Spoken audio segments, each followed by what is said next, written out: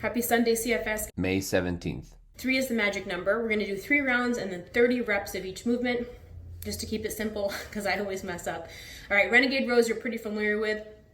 Staggered stance, deadlift, and row combo. We'll do left and right. Then another Renegade row with either your body weight or half the weight you use. So if we're going like an RX movement, you're gonna chop that weight in half. And then alternating jump jack squats, which are so fun. They're just, you can't do them without loving them. Okay, so the Renegade row, if you don't have dumbbells, you're just gonna do this with your body weight, but I'm gonna show you a modification. So you can use 2 dumbbells or 1. If you use 2, you sort of have to be on the dumbbell the whole time, which can be a lot on your hand.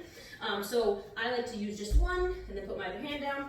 So we're definitely gonna alternate with this one. Feet are wide, so my feet are not together, they're wide. That way the whole focus is on my hips not moving, okay? So as I do this, it's not really about the row. It's kind of a shallow row, but I'm just hitting my hip with that row, and that's enough. It's much more about not moving the hips, so that should be your focus. And then wide feet. A lot of people keep their feet together. It doesn't matter how wide they are. It's all about maintaining. If you want to work on, making it harder, getting them closer, but there can't be that movement in there, okay? All right, so that's your Renegade row. 1, 2, 3, every rep counts. If you don't have weights, we're gonna do hip slaps on your forearms. So down in forearm plank, I'm gonna slap the outside of my hip. Same thing. I'm not gonna move my hips. That's your main focus, all right? So even if you have weights and you wanna do the body weight, modification, that works too, so 30 of those. And then you've got that deadlift, staggered stance, and deadlift or staggered stance row. If you have a pack, you just wanna make sure that as you're taking that pack and dropping it to the floor, that it's not touching the floor here, and then you're like not doing anything. So if you do have a longer pack and that's all you have to use, that's okay. Just set yourself up on something. So maybe stand on like a step so the backpack is off to the side. I saw somebody off the back hitch of their truck and they were like picking up those like Home Depot buckets. So you gotta get creative with it. So on the edge of your porch or something, but make sure you're not bottoming out with your backpack. Okay, so staggered stance.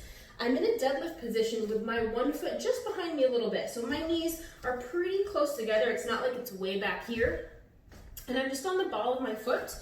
And so I'm gonna perform 10 deadlifts. So there's 1, 2, all the way to 10, and then come back down and perform 10 rows. Nice row, just holding an isometric glute piece, and then back to 10 deadlifts. So it's 30 reps, but it's broken up deadlift, row, deadlift, okay?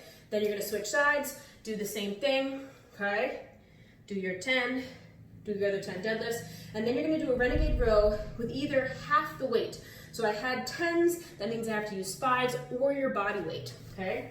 So I'm gonna be back in my plank position, and I'm gonna open up, bending my elbow, just like a clean, so my elbow comes up first, and then press to the sky, and then just do the other side. So just adding in rotation and reach. If you have a dumbbell, you're going to press the arms up, overhead with the dumbbell, all right? Just so you can see that from the front, if you don't have a weight, you could probably do this, right? But if you have a dumbbell, it's probably gonna come up straight through, all right? Going out is a lot harder, so if you're using light weights, you could do that, but just that pull through all the way overhead, all right? Again, weights, or you could just default to body weight with that one. It's enough, it's totally up to you, because it's kind of hard to do a pack with that one. And then the alternating jump jack squats. All right, so my jumping jack feet are there. I'm just gonna squat down and touch. So there's like a little rhythm with it, all right? When you touch the floor, you can touch in the middle, or you can actually touch the opposite foot.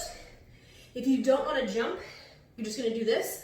I just wanna make sure that you're squatting and you're not forward folding. So sometimes when people are tired, it just turns into that, or we do like that tap, tap down, and they like touch the floor on a forward fold. So do make sure you're squatting when you do those. It's 30 reps of those. Even with a side plank, again, every rep counts, so it's 30 total, just to make it easy. And that is your April 17th WOD. Make sure that you subscribe to CFS if you want to get notifications when we upload new videos, and I will see you guys on Sugar WOD.